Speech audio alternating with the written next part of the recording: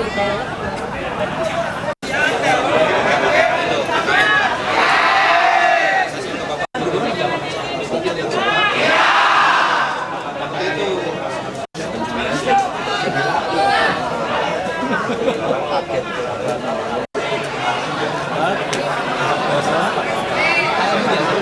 yang nelfon aku nggak tahu tuh. Iya 081 220.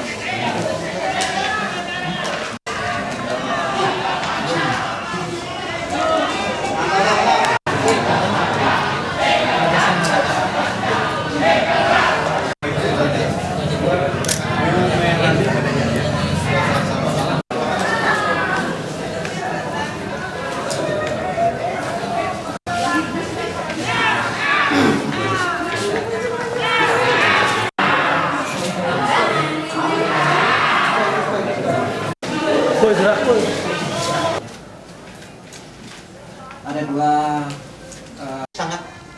sangat apa ya, artinya menarik perhatian ya. Kalau sempat sendiri ya mungkin nanti ada hal-hal yang mungkin, tapi kalau kita satu persepsi bahwa ini kita percepatkan ya. Jadi tujuan kita, jadi kita nanti memeriksa ya kan, dalam permintaan hal ini percayakanlah dengan majelis ya, kita akan percepat. Ya, maksudnya Anda kan, sekarang undang-undang ada Pak. Iya, ya maksudnya Anda harus angkat lagi kan? Ya, baik lagi itu. Jadi saya kira tidak mungkin nanti ada dua pilihan ini.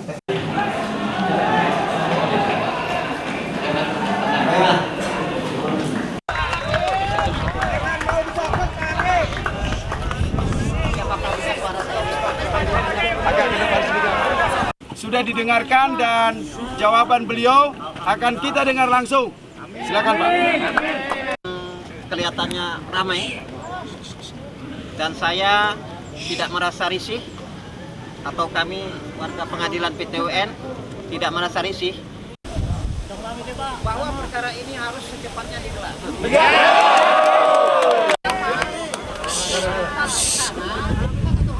Kita harus menunjuk hakim.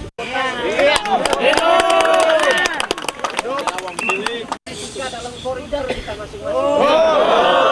Saya bangga dengan melihat tadi kali itu lebih tinggi. Amin.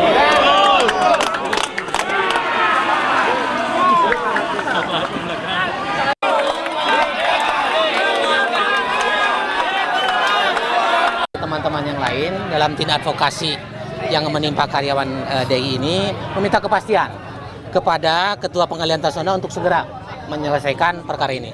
Alhamdulillah kita sudah dengar bersama ada jaminan dari Ketua Pengadilan Tata Usaha Negara bahwa perkara ini akan diselesaikan dengan cepat. Sekalipun tidak dengan pemeriksaan cepat dalam arti kata undang-undang. Tapi spirit of judge-nya itu akan direalisasikan. Sekali lagi saya akan menyatakan di sini bahwa yang menjadi fokus kita dalam perkara ini adalah mengenai SK tersebut. SKPD yang merumahkan. Yang menurut hemat kita itu cacat hukum. Dari dengan tidak melihat substansinya, melihat segala proseduran sudah tidak benar.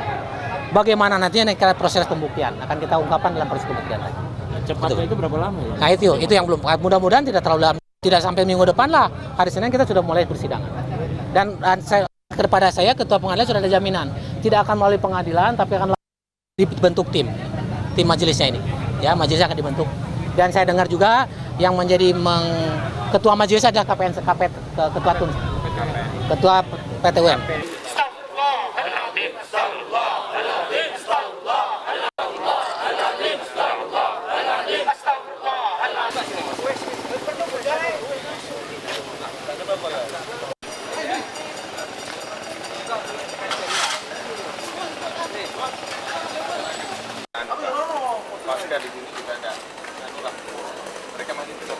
kuasa dengan kita melakukan mengajar.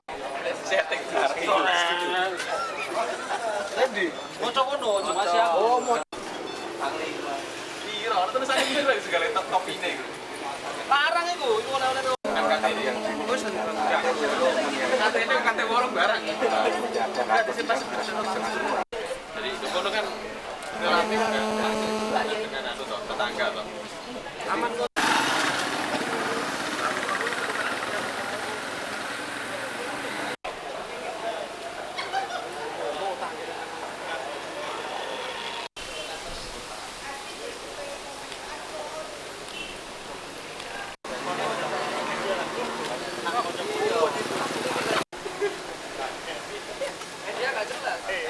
Kalau kamu idealis tapi gambar.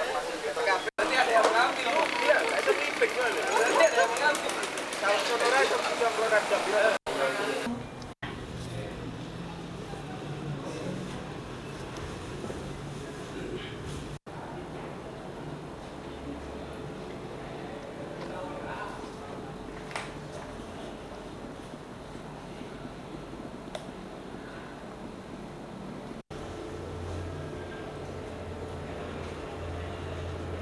Jadi mungkin permulaan penunjukan ini gimana gitu? Saya katakan di sini dengan syarat-syarat tentu.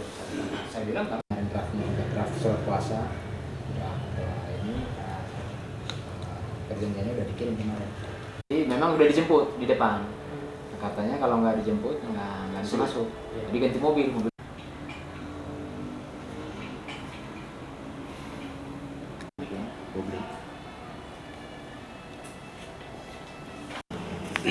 Ya ini surat kuasa ini kami penuhi sesuai dengan permintaan dari direksi melalui manajer legal PTDI. Bahwa kemarin mereka datang ke kantor kami untuk meminta bantuan hukum apabila kantor ini belum terikat kuasa dengan serikat pekerja. Saya katakan memang tidak, belum. Oleh karena itu mereka menanyakan apakah bersedia sebagai kuasa hukum dari direksi. Ya saya katakan secara profesional kami siap. Saya katakan begitu untuk menghadapi gugatan dari serikat pekerja FKK sehubungan dengan rencana mereka untuk mengajukan gugatan di PT UN Bandung. Saya katakan siap. Oleh karena siap, hari ini kami diminta untuk bertemu langsung dengan Dirut, dan tadi sudah bertemu dan setelah disepakati masalah kuasa ini, maka tadi kurang lebih pukul 3 ditandatangani surat kuasa penunjukan sebagai kuasa hukum mewakili direksi dalam perkara tata usaha negara sehubungan dengan permohonan dari serikat pekerja untuk mencabut SK direksi tentang perumahan karyawan PTDI. Terus Pak, seberani ini Bapak menerima perkara ini kan demikian berat, apalagi melawan opini publik ini. Ya, memang kami juga merasakan bahwa sebenarnya pekerjaan ini pekerjaan yang sangat berat karena sudah begitu jauh terbentuk opini publik tentang perkara ini. Tapi bagaimanapun beratnya, kami sebagai pengacara secara profesional, namanya ada yang memohon bantuan hukum, tentu kami harus bekerja dengan baik demi hukum. Terus kira-kira gimana nih? Kan untuk menangnya. Ya. Anda melihatnya seperti apa nih? Ya, kami sedang mengumpulkan bukti-bukti. Tentu yang awal permasalahan ini adalah tentang surat keputusan direksi PT Dirgantara Indonesia Persero nomor skep 0859 strip 030 titik 02 garis miring PTD garis miring UT 0000 garis miring 07 garis miring 03 ini cikal bakal permasalahan ini. Sebenarnya kami juga memprihatinkan tentang adanya perkara ini. Itulah sebabnya menurut hemat kami, ya ini karena sudah didaftarkan, ya mau tidak mau harus dihadapi. Walaupun sebenarnya tadinya seandainya sebelum didaftarkan ini kami sebagai pengacara dari direksi ini, tadinya barangkali bisa ditempuh jalan musyawarah. Dan memang agak tergesa-gesa juga saya lihat ini serikat pekerja mendaftarkan ini, karena kami lihat belum didahului dengan somasi. Seperti layaknya sebuah perkara itu didahului dengan somasi. Ini sama sekali tidak ada somasi itu. Jadi seharusnya ada somasi dulu gitu? Sebaiknya somasi dulu, karena sangat terbuka peluang direksi mencabut atau memperbaiki skepnya ini. Bisa dianggap oleh para pekerja itu bahwa ini pelanggaran yang dilakukan oleh direksi untuk pengumuman ini SK ini? Ya bolehlah, kalaupun pelanggaran atau mungkin anggaplah ada kesalahan dalam SK ini, kan itu bisa diperbaiki oleh direksi. Karena di sini dalam satu diktum 8, apabila di kemudian hari ternyata terdapat kekeliruan dalam surat keputusan ini, maka akan diadakan perbaikan sebagaimana mestinya. Nah ini seharusnya ini dulu yang mereka lakukan gitu melalui somasi. Ini yang saya juga prihatin di sini, sehingga ya bukan mengatakan bahwa mendaftarkan gugatan itu salah, tidak. Alangkah baiknya kalau selayaknya somasi dulu sekali, 2 kali, tapi toh tidak ada perbaikan juga atau tidak dicabut atau tidak perbaiki, baru daftarkan gugatan. Ini kan belum ada. Nah ini kan masih ada tadinya jalan yang lebih efisien lah ya, efisien dan efektif. Sementara di pengadilan mereka hari ini mengatakan minta perkara itu segera digelar dan dengan perkara singkat. Ya kalau mau singkat sebenarnya somasi dulu. Siapa tahu dengan somasi itu langsung Dirut konsultasi kepada saya, tentu saya akan beri advice kepada Dirut supaya diperbaiki skep ini, kan begitu, bisa saja tadinya. Tapi kalau sudah begini, ya kami tidak bisa lagi melakukan nasihat itu kepada direksi. Karena apa? Kami sudah terikat kepada konsep gugatan. Oleh karena itu kami menghadapi gugatan sekarang. Jadi bukan sudah siap itu? Sudah siap, bukan berarti memberikan nasihat lagi kepada direksi sekarang ini. Tugas kami sekarang adalah bagaimana menghadapi gugatan itu, tentu sesuai dengan materi gugatan. Itu yang harus kami hadapi. Ya sampai hari ini juga belum terima rilis gugatan itu. Mungkin dalam beberapa hari ini itu akan sampai ke. Oke.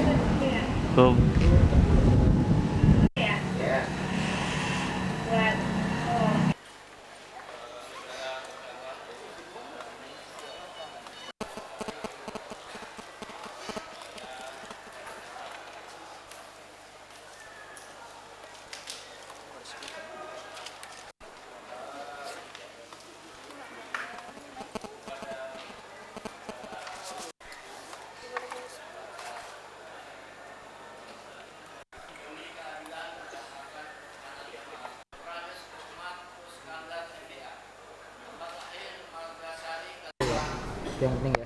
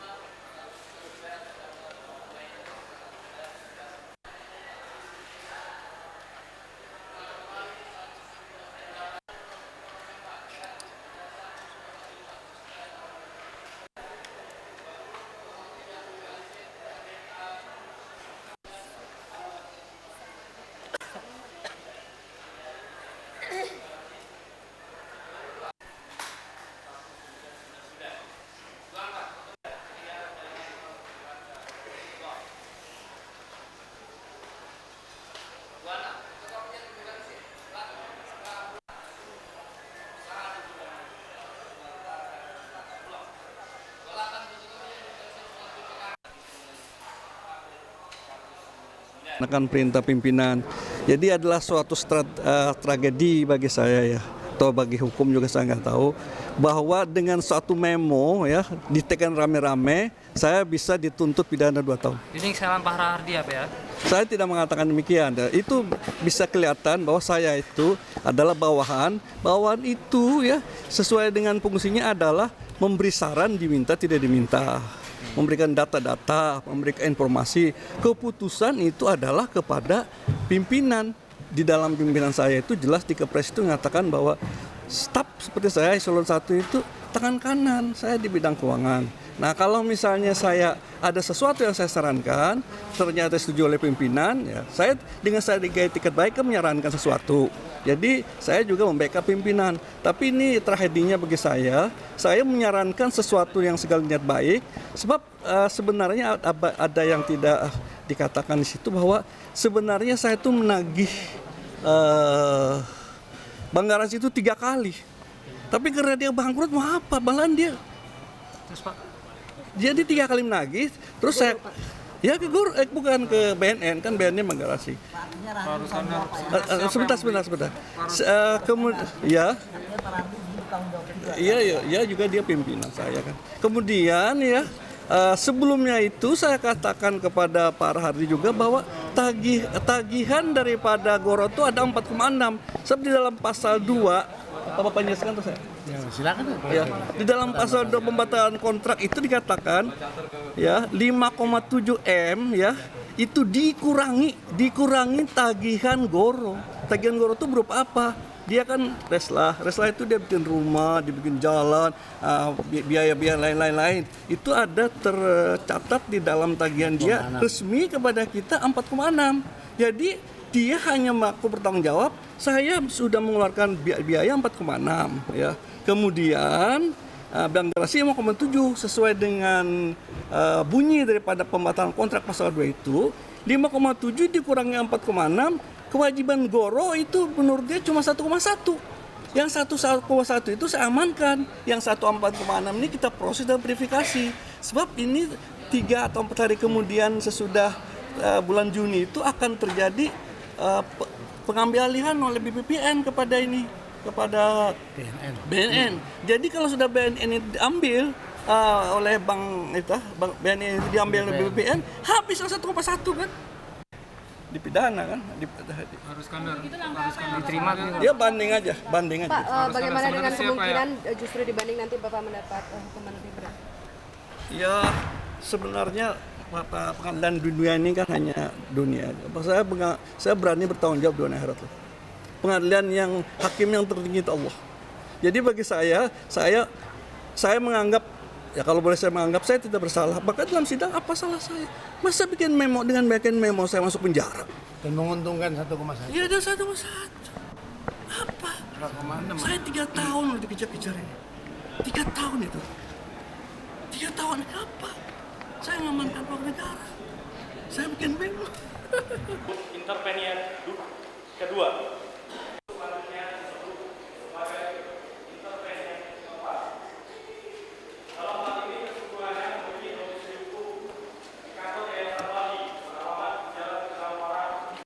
Para intervenian mengajukan intervensi dalam perkara tata usaha negara Akuo. 1. Bahwa pada tanggal 14 Mei 2003, para penggugat mengajukan gugatan tata usaha negara rencana kegiatan reklamasi dan revitalisasi pantai utara Jakarta. Kedua, bahwa intervenian baru mengetahui adanya gugatan Akuo melalui pemberitaan surat kabar harian Kompas 2 Juli 2003. Karena menyimpang dari maksud dan tujuan wewenangnya, penerbitan surat keputusan tergugat Akuo merupakan perbuatan sewenang-wenang karena tidak sesuai dengan fakta-fakta sebenarnya dan adanya kerugian yang diderita oleh para penggugat untuk mencabut surat keputusan tergugat Akuo.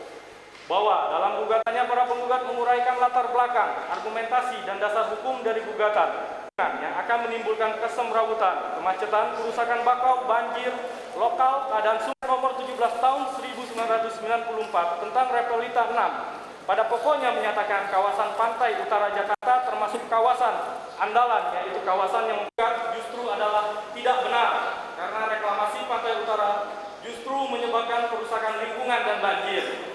Bahwa intervensi ataupun masukan pihak ketiga dalam suatu perkara tata usaha negara mempunyai landasan hukum. Dalam pasal 18 intervensi dapat diajukan selama pemeriksaan berlangsung. Ada 2 pendapat yang mengemuka mengenai penafsiran terhadap selama pemeriksaan tanggal 24 Maret 1992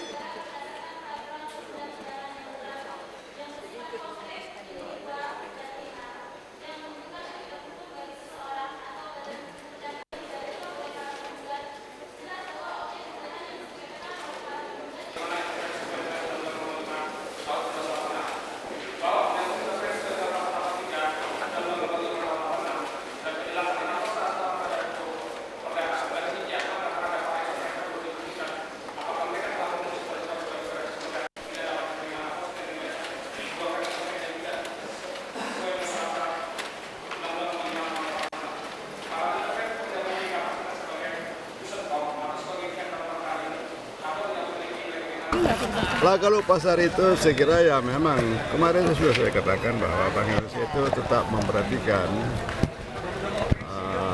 bagaimana untuk supaya jangan terjadi lonjakan yang drastis lah ya. Kalau di pasar itu setiap waktu kita ada di pasar. Pak, apa yang dilakukan BI menjelang sidang tahunan ini, Pak? Ketika masuk pasar, BI Saya kira begini ya, itu penting sekali pertanyaan Anda itu.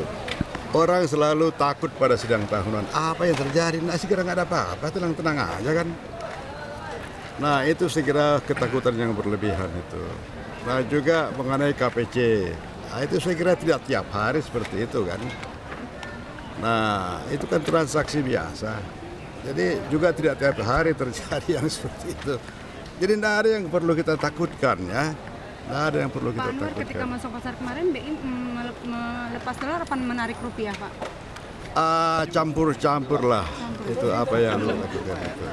Pak, ada upaya khusus yang dilakukan BI, Pak, untuk antisipasi anjloknya rupiah kalau nanti menjelang sidang tahunan kan memanas suku seperti itu? Saya kira kan sudah tidak ada perubahan kebijakan. Kebijakan fiskal tidak ada berubah, kebijakan moneter tidak berubah. Kita tetap ketat ya, dan juga kita tetap memperhatikan kembali itu agar supaya jangan terjadi lonjakan-lonjakan yang kurs kita yang sangat drastis. Dan juga biasa aja kita, kalau masyarakat memerlukan dolar untuk bayar hutang, bank juga, atau pemerintah. Kalau pemerintah bayar hutang, kenapa bank tidak boleh bayar hutang? Atau dunia usaha bayar hutang, ya kan? Yang ada Mbak, di bawah mana? Pak, yang pembakaran posternya Megawati kemarin Pak di Semarang. itu mau diapain Mbak? Dia apain? Itu kan apa rasa kekecewaan, kejengkelan ya, sepanjang merusak barang dia tidak mengganggu kepentingan umum ya tentu kita lebih pada persuasif ya supaya kita lihat ternyata kan tidak mengganggu atau merusak hal-hal yang sifatnya untuk kepentingan umum. Tapi kan kategorinya bukannya membakar gambar kepala negara itu. Ya. Itu penghinaan presiden. Penghinaan Ya. presiden Pak itu. Ada gambar-gambar tergantung nanti tujuannya untuk apa ya. Ini yang sedang terus dipelajari sama petugas di lapangan. Ya Pak, biasanya kalau mahasiswa yang melakukan langsung main tangkap aja Pak. Kan tujuannya lihat. Ya, yang dilihat tujuannya. Tujuan seperti apa yang tidak dikenakan? Sejauh ini gimana ini Pak ada bahasa hukum dengan maksud, dengan niatnya itunya yang akan dipelajari oleh petugas di lapangan nanti ya. Sejauh ini gimana Pak hasilnya Pak? Ya belum, ya sedang dilakukan. Mumpung ada sumber informasi. Jadi kan gimana Pak? Dari Polda Metro Jaya Pak. Yang ditemukan dia, yang diduga dilakukan oleh TNI itu Pak. Tadi dikonfirmasi sama Pak Pangdam Jaya. Terus? Gimana sih? Tanya, Isan kan belum ini. Masalah menemukan peluru atau selongsong itu kan bukan berarti bahwa kalau itu langsung kita a priori kepada siapa, enggak dong. Masa sekarang itu kalau kita menemukan baju Metro TV kemudian ini pasti orang pelakunya Metro TV kan enggak juga lah, ya. Enggak lah, jangan nanti kita hasil penyelidikan aja, kita jangan a priori. Artinya Ya. kerjasama dengan Pomdam Jaya Pak. Tadi saya udah ketemu dengan yang namanya Dan Puspom maupun Wadan Puspom, semua membackup apa yang dilakukan oleh penyidikan oleh polisi. Itu aja.